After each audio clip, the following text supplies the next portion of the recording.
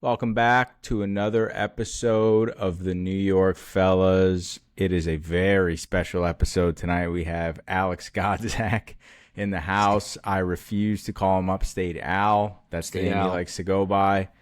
Alex, thank you for joining the show. I think this is like your third or fourth time joining, right? I believe it's my third. Pleasure for being here. Yeah, thanks for joining. We got Eric. Pleasure for being here. Pleasure for being here. We got Eric, Marty, Saint, Elijah not here. Got married. Congratulations to Elijah and his wife Maddie.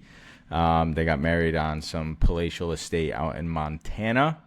But I want to start this show with just I'm concerned. Here we go. I'm a little concerned. Okay, I know where he's going. I thought it'd be nice to take a little R&R, a little PTO, go on vacation with my beautiful wife. We went to Nantucket. For those of you who don't know, Nantucket is a very wealthy island off the coast of Cape Cod. So we went there. It started off a little rocky, but we got there. Whatever. I handed the reins over to Marty, and I said, "You got to get an episode out. Talk to the guys. Let me know if you can get this done." He said, I got you. And I'm following the text along the whole time. And he's like, we're going to do it Thursday. I come back on Thursday. So I could have done it. What happened? What happened? Immediate objection. Of course. What happened? I'll let Matt answer first. Well, one, I want to say congratulations to Saint on having a new child. Oh, you're nasty, dude. We can get to that in a minute. Congratulations on having a new child. So that's part of the reason. Buddy. That's part of the reason why we didn't do an episode last week, because Saint literally had a child on Monday, which is normally when we would do it. No, that's not true. Yes. He had the child Tuesday. We were going to do it Monday or Tuesday. His wife was very, very, very pregnant. I'm not diving into the details about his wife. Couldn't do it Monday. Couldn't do it Tuesday. Wednesday, Eric was home. Eric had something going on, and we just couldn't make it work. By the time you were home Thursday, I was like, all right, let's just take a week off. And Upstate Al, who was going to be my backup, he was like, I can't do it till Thursday. So what do you want me to do? Get on solo and just talk about the market? Eric, what were you going to say? I was going to say this was me forward thinking months ago. Yeah, no, you're right. You're right. I think there were at least two occasions where I said, can we do trivia tonight as a bank episode? He's right. And on two occasions, I think you just said, I can't tonight. Let's do it another night. And he's so right. Yep. Eric, you're absolved. You're absolved from all this, Eric, because you saw the future and you tried to prepare. So you are absolved from this. I'm squarely looking at Saint and Alex. And Saint's been home for he was home for 3 or 4 days. Dude, I could have did it on Thursday. I said Thursday was fine, and I don't know. I didn't get anything. No one said anything. At that point, Mike was already home. Gotti, I needed you on Tuesday. Said you couldn't do it till Thursday. For what reason? I was flying back from my golf trip, and then I had our client event. Yeah, golf. Typical. Yeah, Eric, you know what? We will get that trivia episode out at some point soon. Probably could do it right now. No, we're going to bank it. That's what we're going to do. Sorry, that's what I mean. We're going to bank it, and that way when you, Marty, I'm looking at you, Marty. I'm so happy that you said that, Eric. I forgot about that, and I have nothing to say, but he saw into the future. It's just, it's just one thing after another. I feel sometimes, How is Fred doing now that I'm gone? Here's the, where's the blogs? I say, can I get a video from you guys? And I got people, one a month. People are like, what do you want? What kind of video? The blogs. We haven't talked about that in years. Yeah, one a month, dude. It's coming your way. Just a little backlog. You guys hate writing blogs. You guys hate it. Yeah. Gotti, why are you allergic to it? No one wants to write a blog. The loser trivia has to do a blog a day for a month. Yeah, that's a good one. I like that. But here's the thing, though, Eric. That sounds fantastic. But you and I both know that if Saint and Marty lose, they're not going to do it. No, I will do it. Or do we just say, if you don't complete the task, you're not on until you write 30 blogs. Yeah, you're kicked off. Q Saints like, I'm here every week, every time I talk. I'm the only one who's here. Well, then wouldn't you not be on in 30 days then? No, you don't. You're not on until you write 30 blogs. So then you're off for 30 days. You have to essentially write 30 blogs in a day to be No, back on. I mean, we could iron out the details. I'm not worried about that, but I'm just saying, like, if you don't submit your blog, then you're out. You're out that week. You have to send a picture of your meat, and if you don't write, we're going to post it on Instagram. I'll just take the picture of, well, never mind. Yeah, let's not go there. We could do like one of those, you do like one of those workout things, like, you know, like the cheesy workout plans where you go with a partner and you give them a check for like a certain amount of money, and if you don't show up one morning, then they get to cash it. Yeah. Be like that, where if they don't submit it by midnight, then they, whatever the amount is. World's our oyster here. So the loser has to write one blog a day for 30 days. Who's are you mediating it, Eric? So is it me versus Mike versus Marty versus? I set it up as 2v2, so it could be whatever team, whatever you want the teams to be.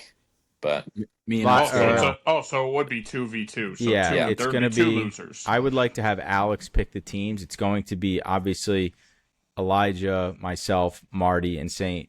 Alex, I would like you to pick the teams, and what you say is what the teams are. Don't what? Yes. Can I sleep on it, or you guys need an answer right now? It's good radio. It's good radio if you do it right now. All right, give me. I gotta split up the brothers Gentile. I thought we already decided it was Gentiles versus other. No, I'm changing it. I like Elijah and Marty. And Mike. Damn it! I like that. I like that pair up. You guys love each other, so that's an easy pair. I wanted to beat Saint, but now we're teammates, Saint. There you go. All because Gotti came on an episode and said so. That's in stone. I need decisions. Works, I need decisiveness, because if I left it up to you guys, we wouldn't get done. Yeah, I like that. Well, look forward to that. It's going to come out in about a year from now. Yeah. Well, it's a bank episode, so we can put it out whenever we want. It doesn't matter. Yeah. Listen, a lot to get into. We obviously were off for a week. I'm just yanking your chains here. Nobody's fault. We all need a little R&R. Saying congratulations to you and your wife on welcoming another child into the world. How's everybody doing? I won. Saint. I beat Aaron last week. Wait, what? Matt, did you hear what I just said to you? No, I thought you said, how's everyone doing? I said Saint. Well, I meant Saint, like, how's everyone doing, meaning like, how's your wife? Gotti, you knew what I was saying. Eric, you knew what I was saying, right? Yeah. I thought you were going around the horn. But then when you threw Saint in, I'm like, oh, you meant Saint. I was a little on the fence. Thank you. Yeah, I gotcha. Yes, everybody is doing well. She came home on Friday. Baby's good. She's good. So now we got two of them. I think I heard the baby crying before we started recording. Is that accurate? Accurate. Yeah, let's make sure she's not crying during the episode. Yeah, can you run up there and tell Diana to keep the newborn down? Yeah. That's what I said. Get him upstairs and get him out of here. I'll text Diana and say, hey, can you keep the baby quiet? Thanks. And I'll have you know, I brought it up to her. I said, hey, what's the deal with your laptop? She's like, I already tried to fix it. I was like, listen, you need to reset your Apple. I said, you need to reset your Apple password. I said, honestly, these guys are giving me a lot of shit because they think it's bullshit that you can't remember your password for me to get on and do the reset. She's like, well, you know what? What the fuck? I just have been pregnant all this time. So you guys can deal with that if you really want to hash it out. You can text her right now and say, can you figure out your password? Here's what I'll say. That would be funny. You should do that. I'm going to do it right now. I'm not trying to be insensitive here, but like, you forgot your passwords because you're pregnant. I don't know. Is that a thing? No, it just hasn't been the highest priority thing for her. She hasn't even really used her computer. Right, Al? Valid question. No, dude. No, she can't remember her password because she can't remember her password. She hasn't put in the effort to try to restore it or find the email that she used for her laptop or for her Apple restoration. ID? It's her Apple ID, but she doesn't remember she doesn't remember the password to get into her email that she uses for the Apple ID, let alone to reset the Apple password. Dude, it's a systemic effect of nonsense that it would take a while. And we just like haven't sat down with the computer to actually go for me to be like, all right, what's this? Reset it, send it to this thing, go back in. Like I'm gonna have to do like 5 passwords, and I have to update the whole computer. I just texted her. Good. I'm glad you texted her. We'll get that straightened out right figure out away. The password for your Apple ID. Saint needs it. That's good. Well, listen. Say thanks with a thumbs up. Listen. Throwing something in there saying, "Oh, and by the way, congratulations" or something like that. You dick. Mike, go ahead, man. Go ahead. Yeah, no, thank you, Al.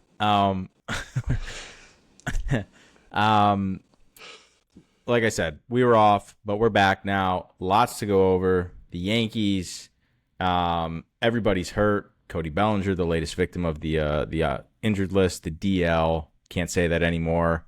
The IL, he is now on there with 4 to 6 weeks due to a grade 2 hamstring strain. Judge, the reimaging, I don't know if we talked about that. Not enough healing for him to start doing anything baseball-wise, so going to be reimaged again at some point. Stanton, I think there's a ton of mixed messages coming out of the front office and the clubhouse as to what his health actually looks like. You hear one thing from a reporter, you hear another thing from Aaron Boone. And here we are. Now we're playing the White Sox tied 4-4 with a guy on third, 2 outs, Ben Rice at the plate. And a single. Listen, I mean, the post All-Star break, what was the first series out of the All-Star break? Dodgers. Oh, that's right. Marty and I, Legend Suite, phenomenal. Loved it. Highly suggest everybody goes to the Legend Suite. And then, we lost the first 2 games of that series, won the third game. Pirates 2 of 3, Phillies 2 of 3, and now here we are in. Oh, is Diana in the room? What did she say? I don't know. She's not happy. Do you have anything to say to Matt? Are you gonna put my kid in here now too?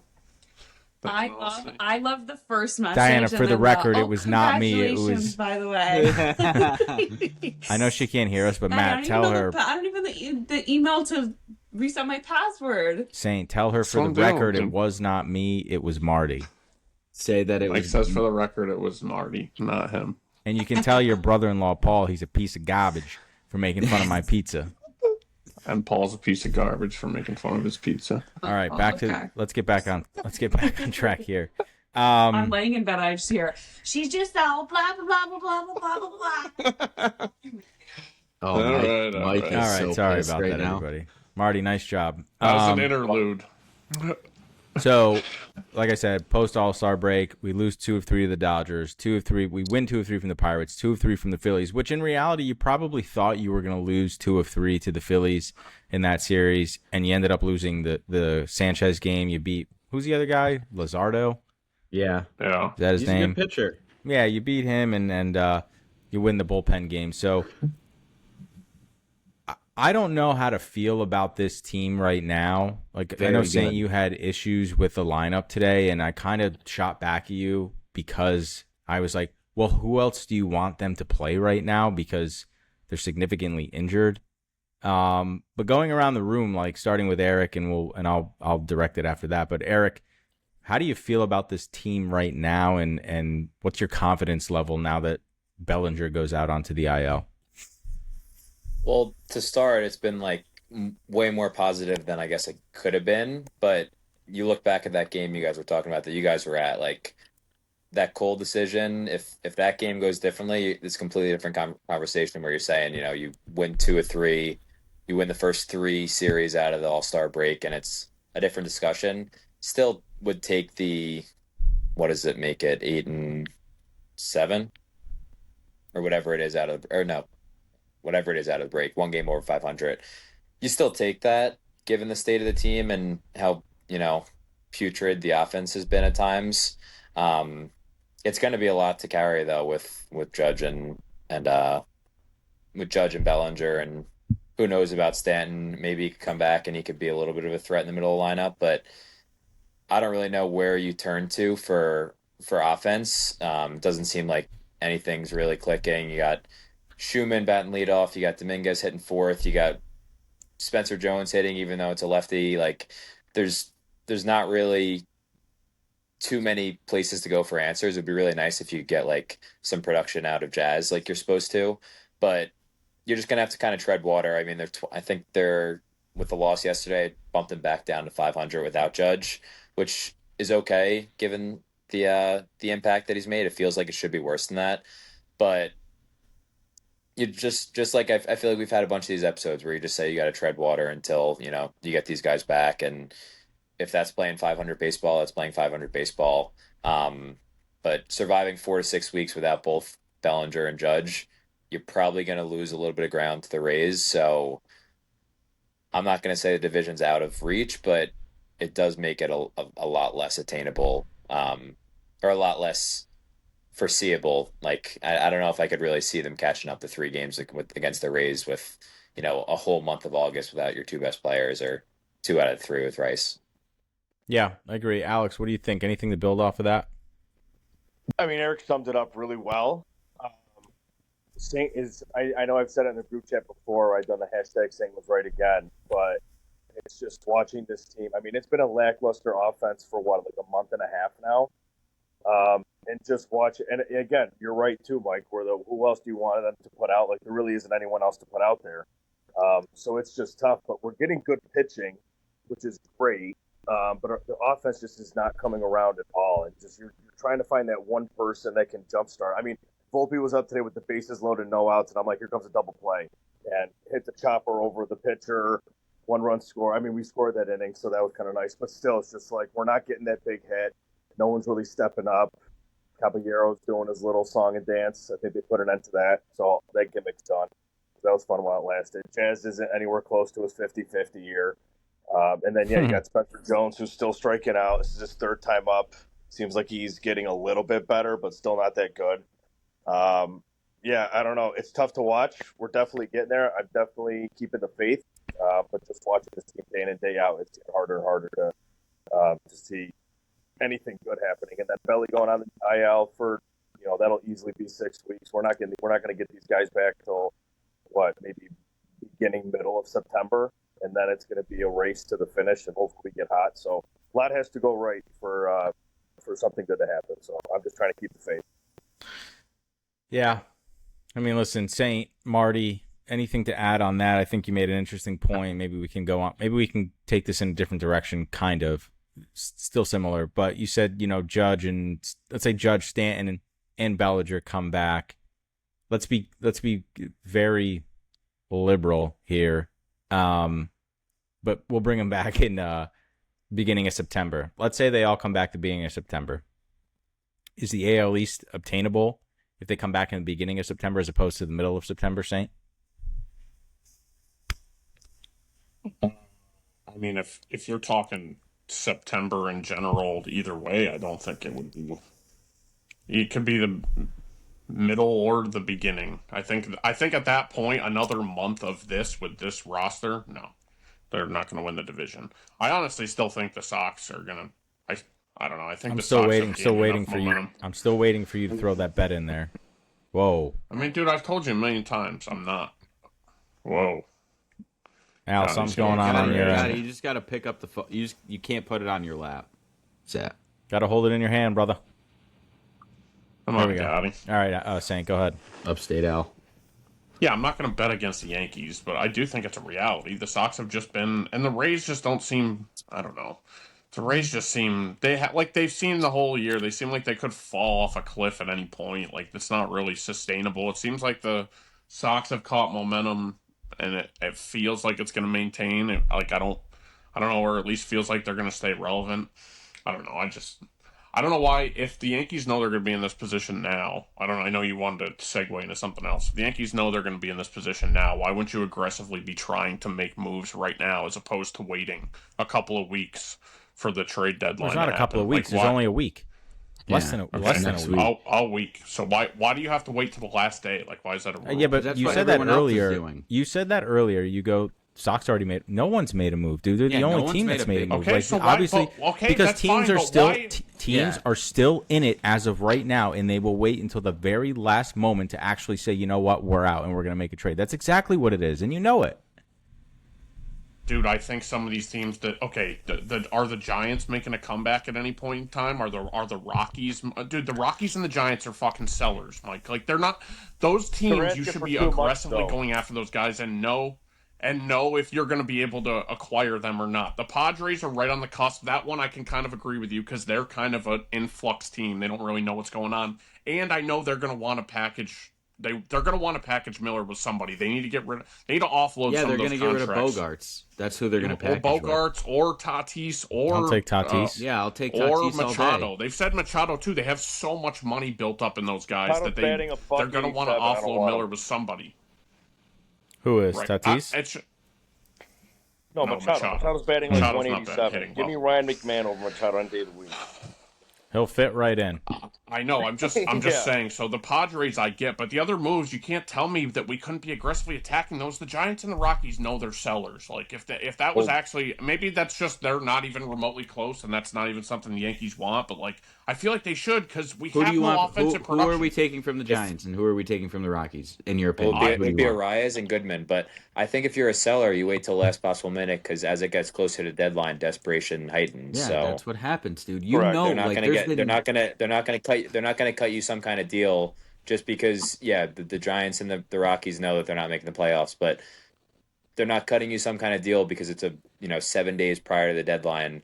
When as they wait longer, they know that a lot of teams could use a second baseman at the top of the lineup who's second in the league in hits. They're not just going to give you some kind of deal because you're a week early. I don't think. Well, I don't think it's about giving us a deal. I think it's about trying to get out in front of it and potentially show your interest and maybe come out with something aggressive like right off the rip. Yeah, I but don't you know. have no idea. They definitely are talking, but there's been no. Yeah, there's been multiple reports that they've checked in on Goodman, they've checked in on Arise, they've checked in on Jeffers. I mean, According they've to multiple John Boy, reports that there's they've been actually no had big- conversations.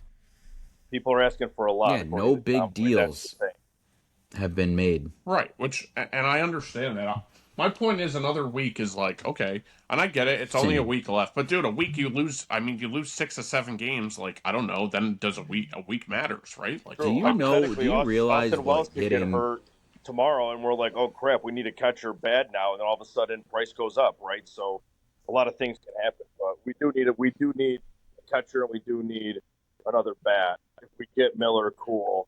That'd be awesome. And the worse that we get, the more good. leverage those teams have on us.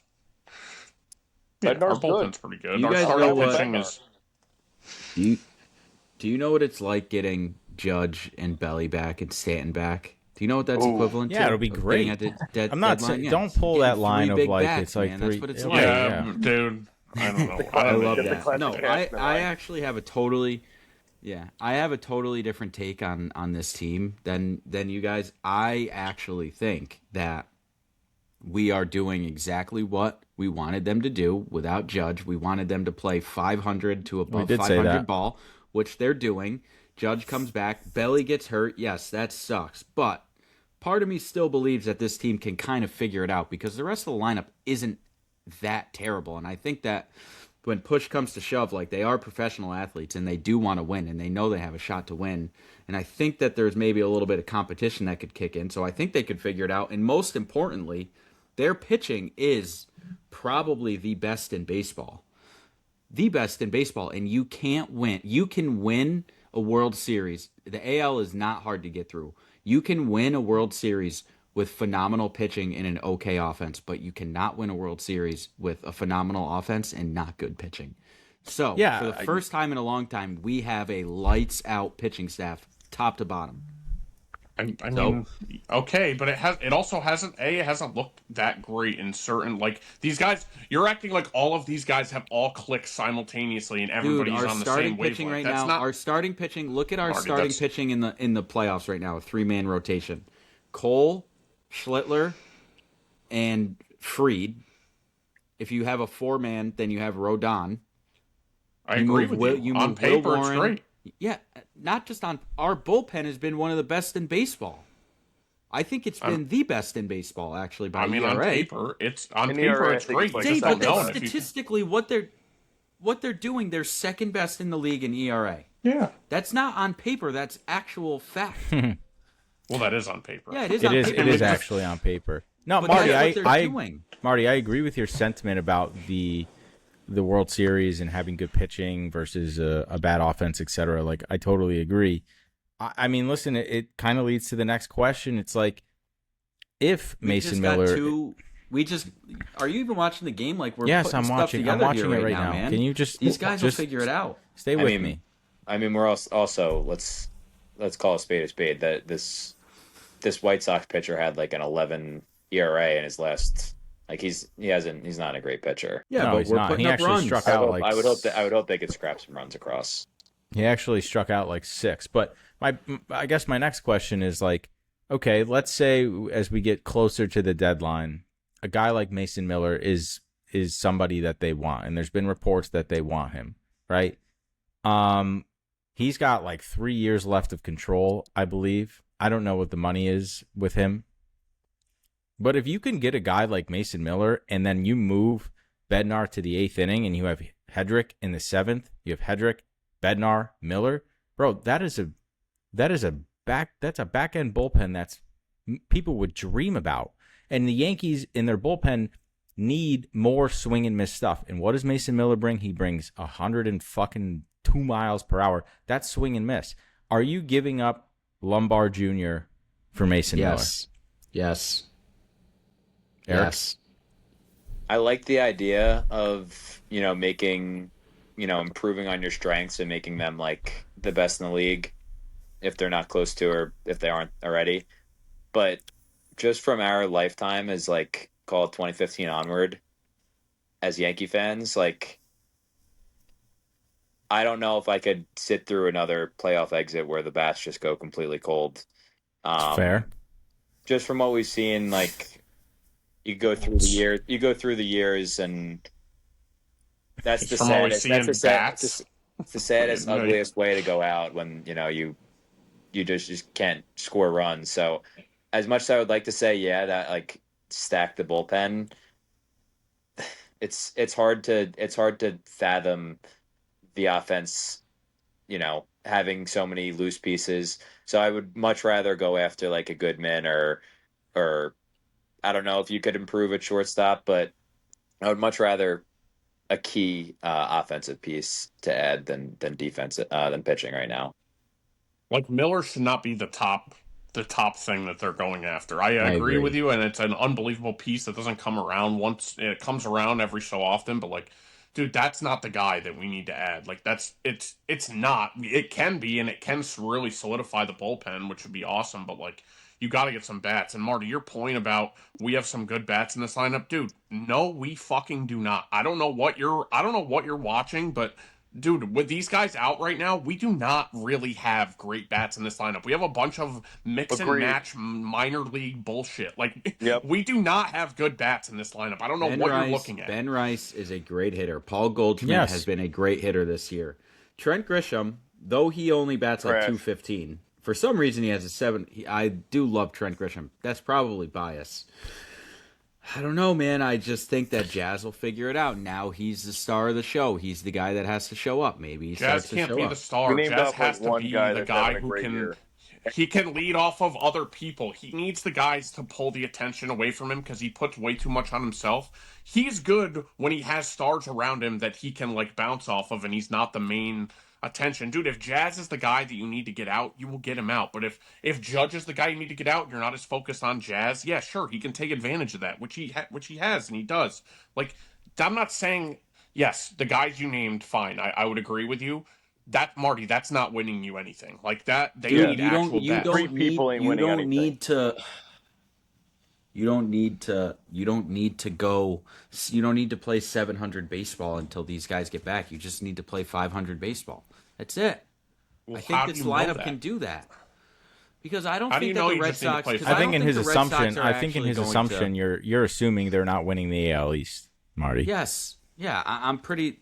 If we do, that'd be great. But like, given where the lineup is right now, it's we're a wild card it's team. hard to. All right. So then, but then back. Okay, so then we go back to where we are. So say we get to the wild card, and then I would imagine it's going to be floating right around between the 4 and the 5. Okay, say we run into, I don't know, the Red Sox, or I'm say not we have to worried go about them. I'm not Dude, worried about them. if we have to go to Fenway for 3 games, Saint, I don't think think. you're Saint, I don't think. Who's going I don't to start? think we're. Cam Saint, I don't Schlittler is think going we're, to start. Who's going to Saint, start game 2? time Garrett out. Cole or Max Fried? Like, are Time you out. actually scared of them? I don't think I'm we're not going to scared of Fenway, them. Saint. I don't think we're going to Fenway. If we get the wild card, I don't think that's happening. Okay, where we might play at home. I'm not saying that that's going to happen. I'm saying at home too. Even if we play at home against one of We these played teams, just them beat them last last year. year. Yeah, we played them last year and we beat them. Cam And they Schlittler were a much struck better out team twice. last year. By the way, I got a Twitter on my Twitter feed today was the full replay of the 9th inning of Game 1 of the wild card, and I was there, and I watched the whole 12 minutes. I didn't remember how gut wrenching that was when they went bases loaded, no outs against Chapman, didn't score. Yeah. No outs. They had bases loaded, no outs, down 3-1 against Chapman Great. in the 9th, and it was. I can't remember the sequence. I watched it a couple hours ago. I should remember, but Strikeout, strikeout, strikeout. yeah. Think One caveat, though. earlier, One caveat to the AL East. Go ahead, Eric. I was just gonna say quick one caveat to the AL East. If we're being optimistic and we're saying early September, the Bellinger and Judge come back. September is about as good of a schedule as you could hope for, with weak teams and 4 at home against the Rays, the 22nd to 25th. So the Rays will have the tiebreaker, but you could be 3 games back, and I'm not saying I like your chances of sweeping the Rays in a 4-game series, but that does add a little bit of a chance. That it's funny you say that. The rain out that happened in like April that got pushed all the way to September, right? Like that was like one of the key things they talked about is like, well, if this is going to be a two team race, like that 4-game series at the stadium is going to be huge. Gotti, go ahead. And that's when the Rays were red hot too. These guys are raking right now, dude. Gotti, go ahead and say what you want to say. To Stain's point earlier about going out and getting the guy like a Miller, like we did that with Chapman back in 2016, 2017. We went out and grabbed him, and yeah, he helped us out, but like we still didn't. Like, our bats didn't get us there to give up that home run to that little fuck Altuve, little cheating bastard. But like we went and got him, and like we still didn't win. So I don't think going and getting a flamethrower. I mean, dude, Bednar, I don't think he's given up a run since May 22nd. No, he hasn't. Yeah, right. So, like, would it be cool to get him? Awesome, but like, we need freaking bats. Like that lineup that was out there today, that is not even a playoff lineup. Like, not even close. No, it's not. So and you want to know what's interesting, Al? This is why this sport makes no sense. This lineup put up 9 runs. They haven't scored more than like 4 runs in a very long time. Forever. So I'm raising my hand right now because I want to say something. It's Go ahead, easy to Marty. get on here and say, "Oh, they're not going to be that good. They've lost. Their best players are down." I'm going to come out here and say that they're going to play above 500 baseball, and I think that they're actually probably going to win the AL East because it doesn't make sense for this team to actually show up offensively right now. But I'm going to say that it's going to happen because it's easy to look at things from the numbers and scientific. You don't get paid for having a calculator, my friend. You get paid for knowing the art of the game. And I know the art of the game. I manage a baseball team. Okay? Marty showed up today, man. I can tell you right now, this guy showed up today. And you know what, Marty? Locked in. You know what, Marty? That raises a very interesting point. Eric, this was a discussion we had in our group chat with some of our friends from home. And Saint was complaining. And you know what I said to him? Saint, you're built for 7. You're not built for 162. You don't have the guts for 162, Saint. And that's what Marty's making me realize right now is that you don't have the guts for 162. That's why I told you should start watching in mid-September and onward. Everything else for you is kaput. Doesn't matter. I think you don't have the guts, Saint. I mean, dude, I didn't watch for 10 days. It was great. Like, it's just when they look this bad, I don't even know about what having the When guts. they look this bad, you're all about they You don't have the drop guts, two Saint. of three to the Dodgers. They take they drop 2 of 3 I mean, to the Marty, Dodgers. over the last 6 weeks, they haven't looked that great. They take 2 of 3 from the Pirates. They take 2 of 3 from the Phillies. Is that really that bad? They haven't looked that great. Listen, going into the All-Star break, they swept the Nationals. You lose 2 of 3, then you win 2 of 3, win 2 of 3, and now you're looking like you could potentially win this game tonight. During that 3 or 4 week stretch when they started that 4-game series with the Rays, right before that, it was probably the lowest point of the season, right? Nothing just felt like it was going right. Nothing. It looked bad.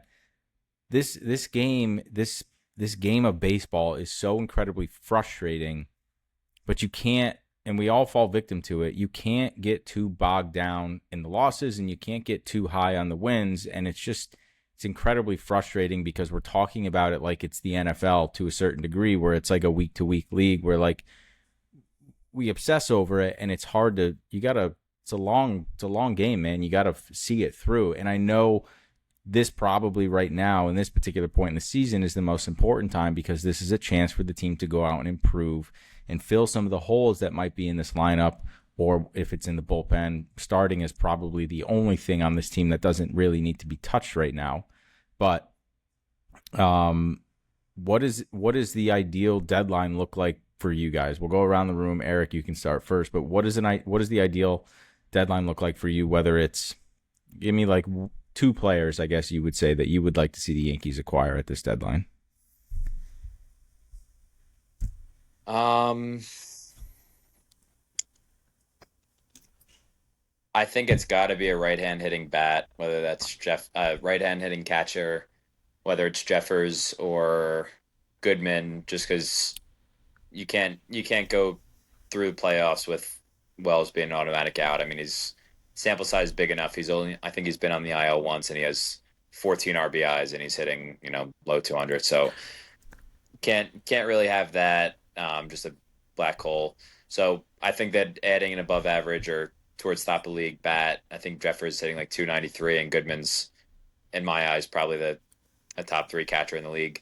Having one of those guys behind the plate, takes your weakness and makes it a strength. And then I think the easy second answer would be Miller, just because that would be I said earlier that I didn't think that it was needed, but that would be the dream deadline, like everyone thinks, would be Miller and Goodman. I don't really see the need for a starter. There's been some talks. I heard Clay Holmes, but I don't really think that makes too much sense. Although, unless they were planning on moving him to the bullpen. But yeah, I'll go not the greatest answer. I'll just go generic and what Yankees Twitter wants, because that would definitely be the dream, would be getting catcher and the best reliever in the league. So not a great answer. And we all know that Yankee Twitter is always accurate. They always get what they want. They're very loud. So we all know. But no, I mean, it's a fair answer. The biggest hole on this team from an offensive standpoint right now is catcher. Okay? That's no secret. We got the Uber driver, and then we got Wells. Lascara, great story. Love it. And he's probably crushing it down at AAA. But Gotti, what would a dream deadline look like for you for the Yankees? Dream deadline. I mean, and if you have the same answer, I mean, I'll go out of the box. Sorry, I'll go out of the box quick. Even if they went after the Padres, that guy Morejon, the setup man, even something like that, I think does help the bullpen greatly. So I won't go so generic. I'll go Jeffers, and I'll go. I think his name's on Adrian Morejon. Okay, I like it. Gotti? Dream one would definitely be Hunter Goodman. Just having a hitting catcher would be so nice, because we haven't had one, and I don't know. When was the last time we had a legit, good ass hitting catcher? Posada. That's what I was thinking. Pudge. Getting him, but I don't think we'll get him. Would have been cool to grab Langoliers, but did he just get hurt? Gotti, is your hand covering the bottom of your phone? No, it's behind it. Oh, okay. I don't know. So it would be cool to get him. So yeah, I'd say probably I think we're going to get Jeffers. what's kind of a wild card that I wouldn't mind getting is Devers. Gotti, can I ask you another question? Go grab him, stick him at DH. Can I ask you another question? Ask him, Mike. Are you blitzed right now? No. What, does it look it? No, not at all. Oh, it certainly did for a minute there. Yeah, he is. Bad lighting. Yeah, you're Get blitzed. Devers. Get Devers and put him at our DH. Devers. You know what? You know what's funny is like, I don't hate the idea of Devers hitting at Yankee Stadium. I guess you just worry about the extracurriculars with that guy. I mean, you saw like just everything that happened with the third base, first base. He didn't want to come out of the game the other day, a couple weeks ago. They tried to pinch run him. Like, he just seems like a handful. And like, we already kind of have a guy like that who's a handful. And Jazz, like, it's just Jazz. He's gotten into multiple, I don't really know what you would call them, dust-ups, or not even that. Multiple altercations with the Giants coach there, too, Vitello, that they've had to, like, brush off to the media, so...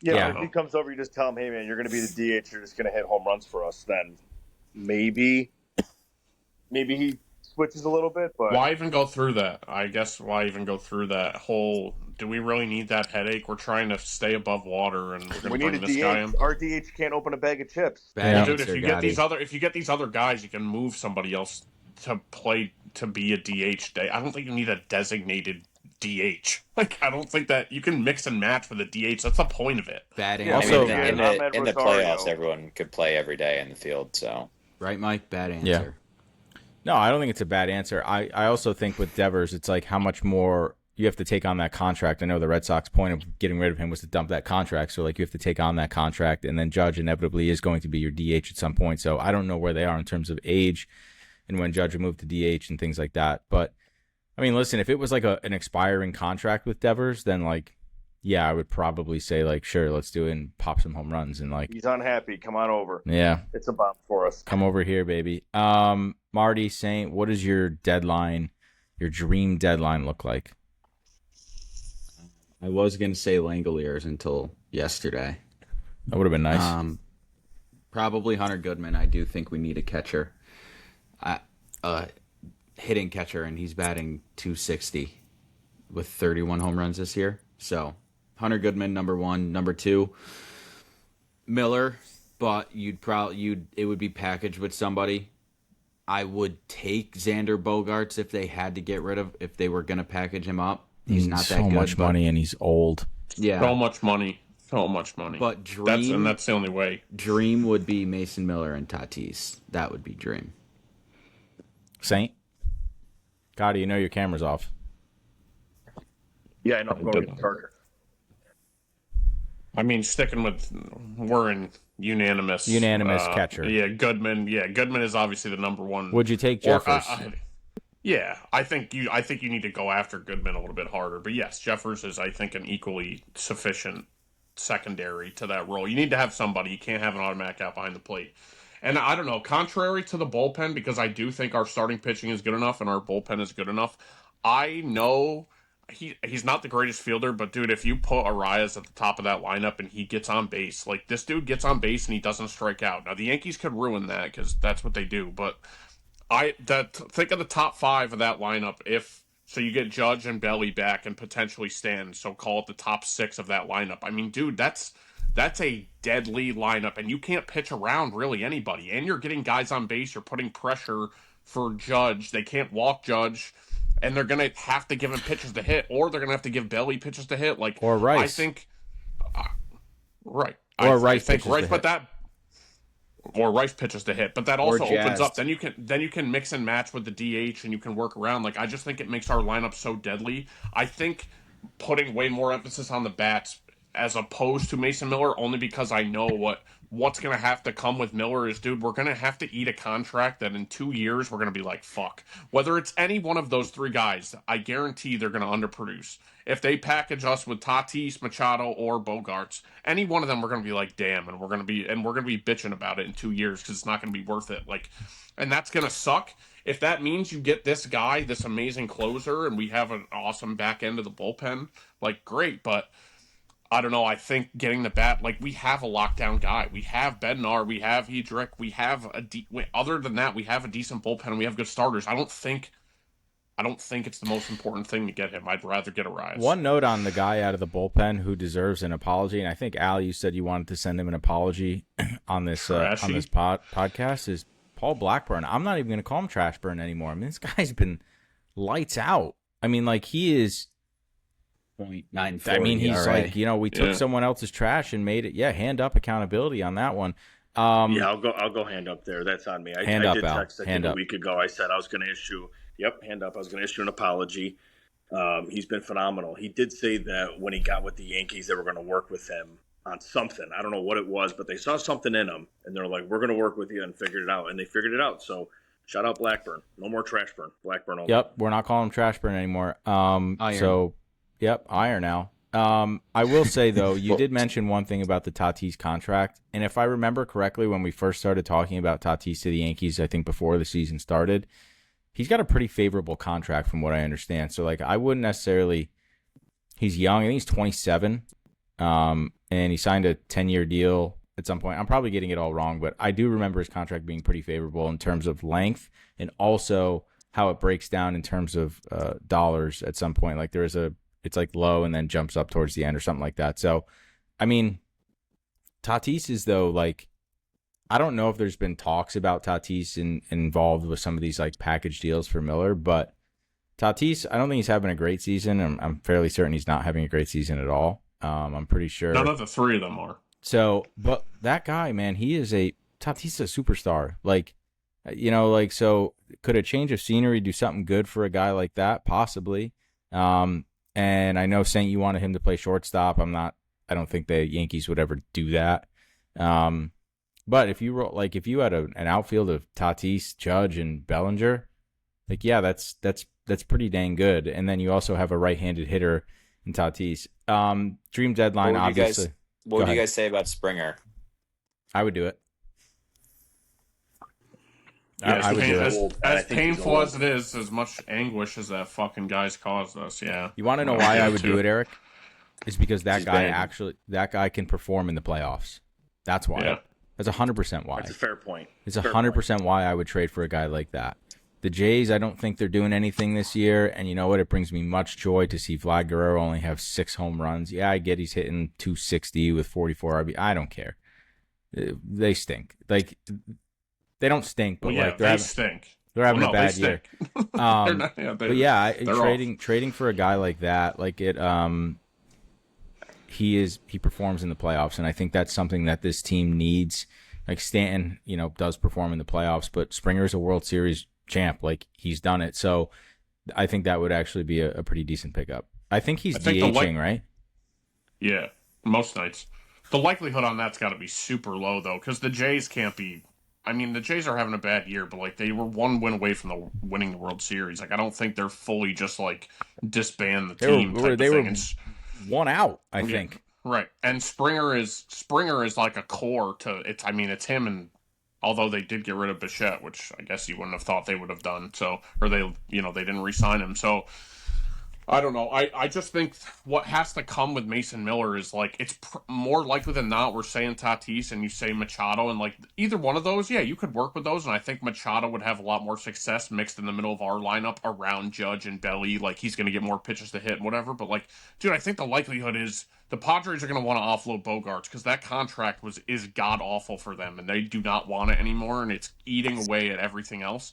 I think that's who you probably have to take, so, like, if that's the case, that would be my question. If that's the case and Mason Miller is, like, guaranteed with you right now, are you happily taking that with Bogarts, and where are you putting him, and what are you doing with him? Because you can't not play him, and that's way too much money to sit the guy. I mean, I guess he could, but... I mean, Machado feels the much more likely between him and Bogarts to return to some sort of usable asset. I mean, I don't watch too much of the Padres, obviously, but... Like, his baseball savant's still okay. He's still hitting the ball hard. He has 22 home runs. So it's not like I could still see him. I think there's a couple years left in that contract. I could still see him, like, returning to an above average third baseman. Yeah, but I can't say the same about Bogarts. You know what bothers me about picking up a guy like Machado right now is like they had a chance to get him before any of this even happened. So why do we? I don't know. That's the frustrating part to me. Is I'm saying it's going to come with Mason. Any of this is only contingent on coming alongside with Mason because they're going to want to offload something. So, like, what is their best case scenario with that? And then, like, where are you incorporating one of these guys? Like, Machado, the other thing is, what are you going to DH him? Because we have a really good defensive third baseman, and, who we really don't play that much, even right now. But, like, where are you just playing him at third just because of his bat, which hasn't even been that great? And, like, Bogarts, we're not going to take out our untouchable fucking chicken parmesan fucking idiot over there at short. So, like, what are we... I don't know. I guess what's the best case scenario in that? Like, it has to be obviously Tatis, but are you willing to just take Bogarts and eat all that money? And then what if that leverages stuff down in a couple of years where you can't pick up other guys because they're worried about this stupid contract that you're never going to be able to get rid of? Like, if you have Bogarts, you have him till the end of his contract because you're never going to be able to get rid of him.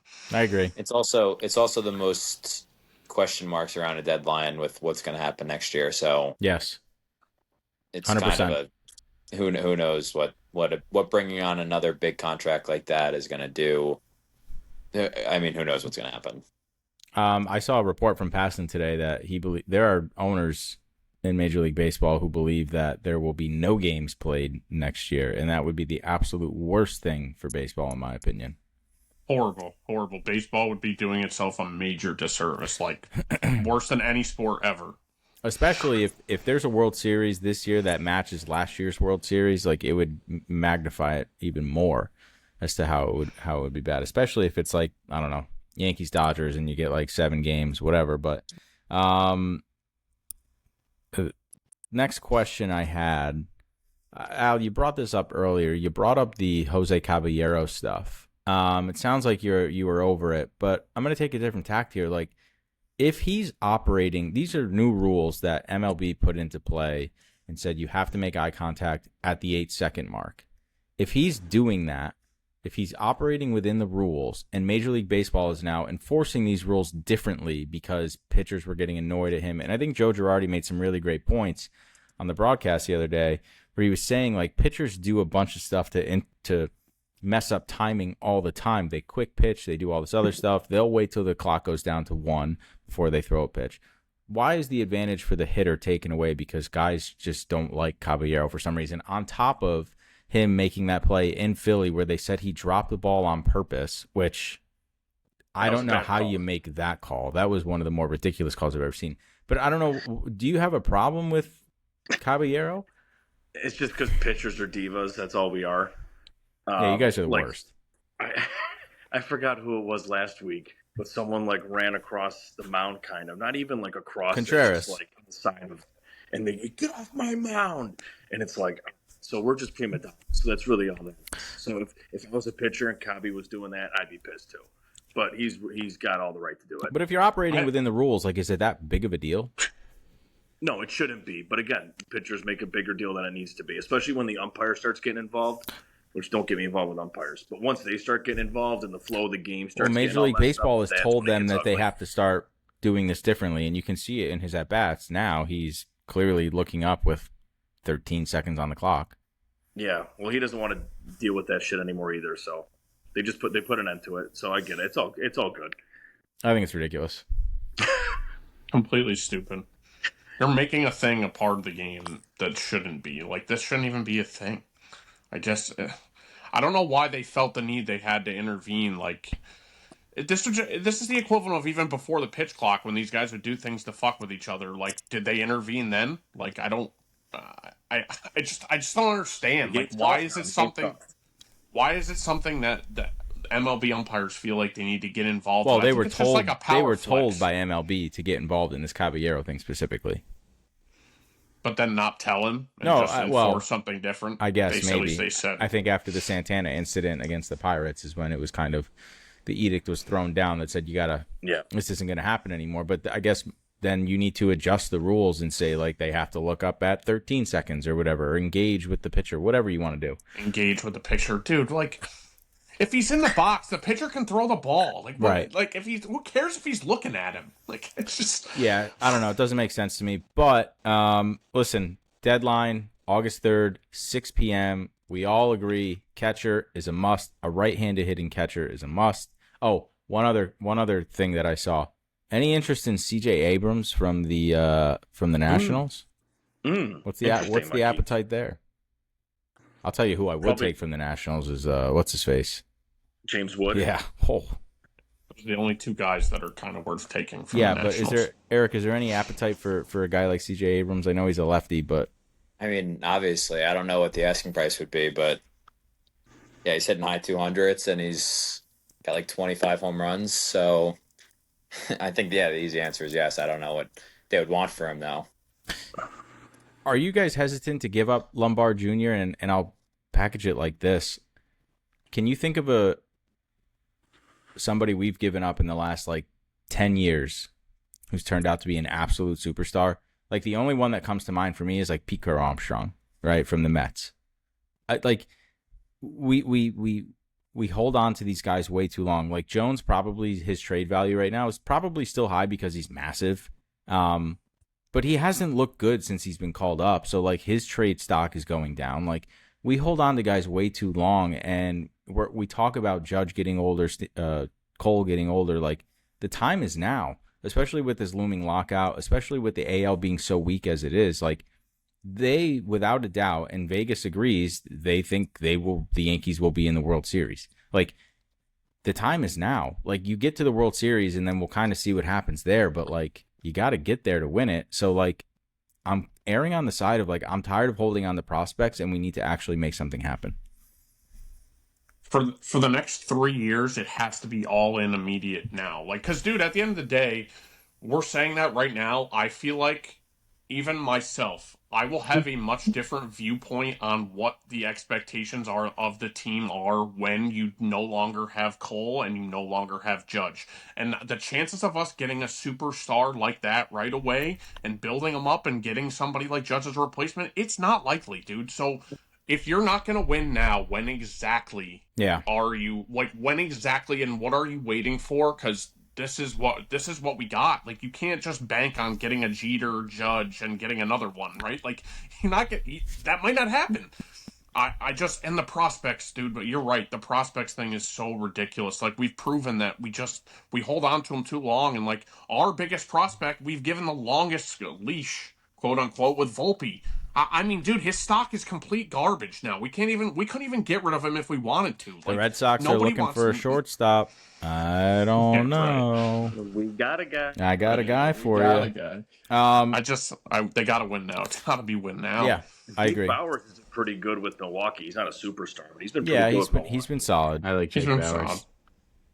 I don't think the Brewers are looking to do much, though. I think they're happy with how they are. Yeah, why would you? Team. They have a great team. I just don't think that they'll perform in the playoffs. And I apologize to my friends over at Pack the Brew podcast, but they were probably one of the best teams in baseball last year, and then they completely, I don't want to say soiled themselves in the playoffs, but they did against the Dodgers. So listen, the Dodgers are the standard. I sent out a tweet a week ago that said they're the standard, man. Like they are the standard, and everyone has to try to figure out how to operate like them. They just have to.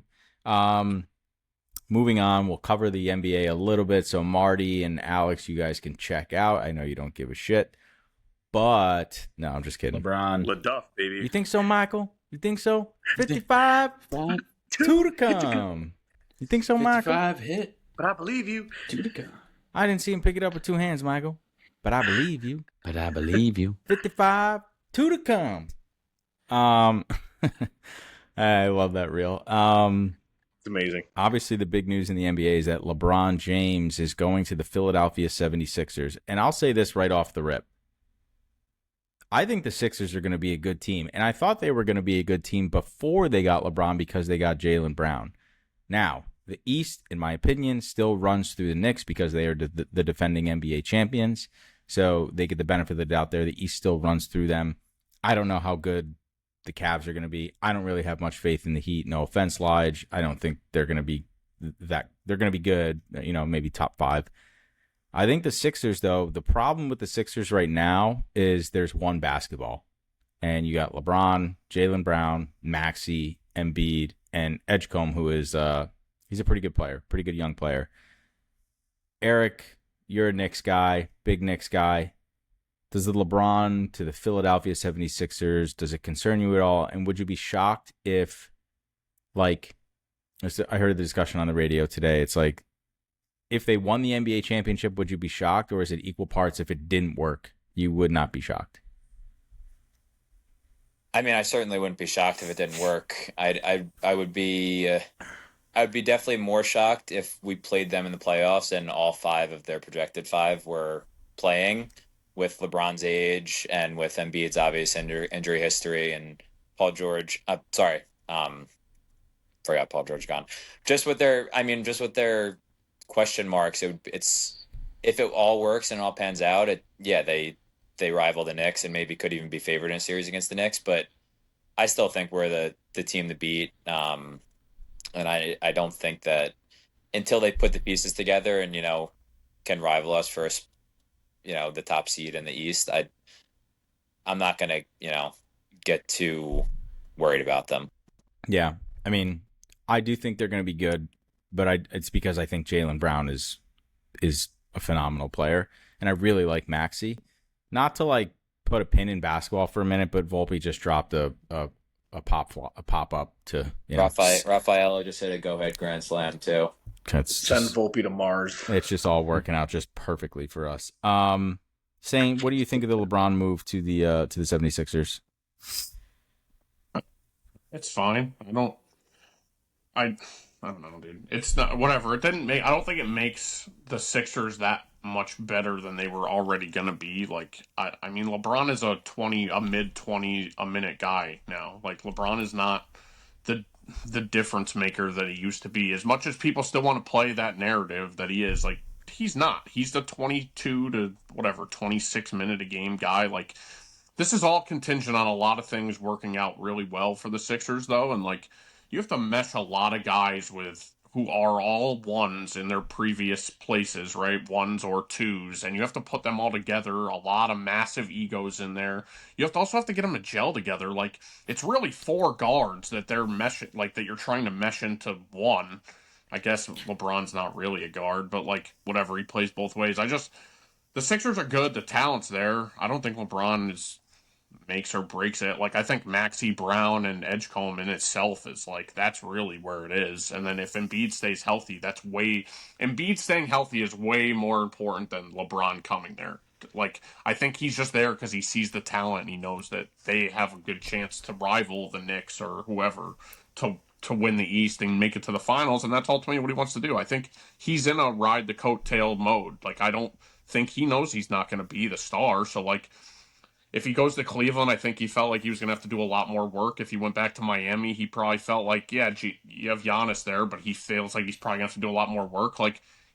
If they're all healthy, which, I mean, Embiid probably won't, he can get away with 22 minutes a game, and they can be all right. Does Bronny go to Philly now? No. Okay. He signed the deal with the Lakers. Yeah, I know. But yes, I get what you're saying. Marty, I know There's been some good Bronny reels. Bronny. About Daddy leaving. Oh, the one with, what was that movie with Denzel? I like the Fresh Prince of Bel-Air. He's like, Daddy-o. He's like, I got some business to handle. It might be a couple months. It's okay. I think that he's living in the city stupid, though, Mike, like you said. It is stupid. I mean, that's ridiculous. He is, pay 3% for no reason. He's trying to go that, Kobe Bryant route where Kobe lived in, Orange County and, would take the chopper to, the Staples Center and, LeBron's going to get in the chopper and fly to, yeah, I didn't want to bring it up, but that's the only thing that comes to mind is LeBron or Kobe would take a chopper to the Staples Center. I don't know exactly where he lived. I know, but it wasn't in Los Angeles. So it is ridiculous that he's going to play for the Sixers, live in New York City when the Knicks were the team that probably needed you 15 years ago, and you kind of said no. And then when they won a championship, you kind of were like, I don't know. It's just he's just. Anything he can do to get attention, dude. He's retiring, dude. This is a farewell tour. He just wants to live in the city. I guess, but like Marty, here's one thing Mike, I will say about LeBron. Go ahead, Marty. You go first. If you had hundreds of millions of dollars and you could take a helicopter, I'd be the exact same person I am today. Guaranteed. If you had hundreds of millions of dollars and your job was in Philadelphia, and you could take a chopper and get to the stadium in 30 minutes and live in New York City, I think that you would do the same thing as well. Nope. I would live in Philly. I'd live in like Rocky. Let me tell you, if this was Luka Doncic or well, I'm telling you, he's all about being one with the city and giving back and all this shit. Like, why wouldn't you live in Philly and be a part of it? I don't think that you would have a problem. If I had $100 million, I'd be the same exact person I am right now. Probably doing this podcast, making no money, losing money, you name it. That would be me. I'm not saying that. I'm saying if your job was in Philadelphia. You guys sold any hats lately? Yeah, I put one in the mail for you. Right. What the fuck are you talking about? We sold a hat, and Marty had to ship it out while I was on PTO. He got it done. No questions asked. Boss said Don't you think the people of Philadelphia would want to like see him out on the streets though? Like, you know, and isn't that what he's got a helicopter, Saint? Huh? He's got a helicopter, dude. He can still go. Get to the chopper. What did you want to? I think it's a little ridiculous. What did you want to say about LeBron, Alex? He's the greatest of all time. Where I listened to it or where I saw it, He's but a good father. It might have been a coach that said like he'll never draft or never trade anyone LeBron played with because he makes the average Joe Schmo look phenomenal. So I think the IQ that he's going to bring to the team is going to help out. I don't think he's going to show up and put up 30 a night. Like he'll do his 20 minutes, maybe 12 to 16 points, but he's going to help those guys get better, I think. Tell you what. Yeah. Go ahead, Marty. If I think that if these guys take a lead after LeBron, I think we're going to have a team full of good fathers and good husbands too. All right. I literally just don't give a shit. Never cheated once. Not once. Yeah, and then we'll be like, yeah, no, they have an NDA, and Marty will be like, well, NDA. Well, it's the point of an NDA. How do you know? Oh, well, that's how you know. Player ever been with one girl his whole life. Come on. Compared to. I'm not buying Never it. mind. I'm just not eating the dog food. You want to eat the dog food, Marty? Go ahead. Marty. In all seriousness, yes, this is stupid. But God, he makes a good point. Like I actually agree with him that LeBron is definitely a smart basketball player, and he will make. Ideally, that would be the goal: is that he can make the best out of that team of talent. That really, who knows how well they're all going to mesh together? Because it seems like Maxey and Edgecombe work really well together. I saw all the memes about Jaylen Brown didn't want to be the 2 anymore, or he wanted to be he didn't want to be the 2 anymore, so now he's the 4. Which in reality, dude, I think Maxey definitely holds more weight in Philly than he does. Like, I think the city of Philly would back up Maxey more than I think JB Maxey's right amazing. now. So, right, even Edgecombe is. I love Edgecombe. Like, he's gonna be solid. So, like, where does JB really fit in there? Well, listen, you saw what Jaylen Brown said about Bronny. Like, I'm pretty sure that was real. I'm pretty sure LeBron already talked about it. How he said Bronny's not. It was like a summer league game or whatever. Pro.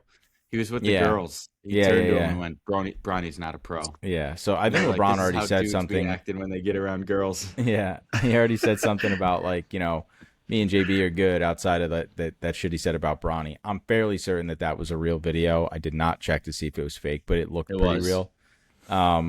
What's he not entitled? He can't have his opinion because the big bad wolf will come silence him. That's literally what it is, dude. That's literally what it is. That's so stupid. Here's the other thing about LeBron. They were saying, the radio was saying, he could have that same effect on Embiid that he did with Luka. I'm not saying that Embiid is fat and out of shape, but he could learn a thing or two from LeBron in terms of how to prepare and stay healthy and things of that nature. So if Embiid is healthy, it's definitely it's going to be a tougher East for the Knicks to get through for sure. We don't have a question. I think this is it. I think this wraps it up. Who's the best father in the NBA? I could think of a question real quick. Come up with a question, Al. Who's the best dad? If crime was legal for a day, what's the first thing you're doing? Get a BBL.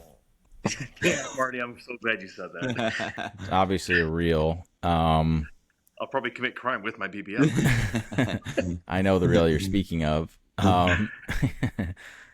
Is it? Are you going to kill someone? You're going to go steal a TV? Well, here's the thing, Al. In New York City, I could probably steal something right now under New York City could $1,000 do and any be of that just anyway, fine. it'd be So Yeah. I They'll fucking think, shake your hand on the way out. Dude, just don't say anything about the Muslims. Saint, come on, dude. Oh, sorry, guys. We're 109 in. Sorry, viewers. I know we got a heavy Palestinian audience. We're still recording here, bro. Sorry, guys. Sorry. All right, what's your crime? What's your crime? What are you doing? Grand Theft Auto. Probably storming the White House, protesting an election.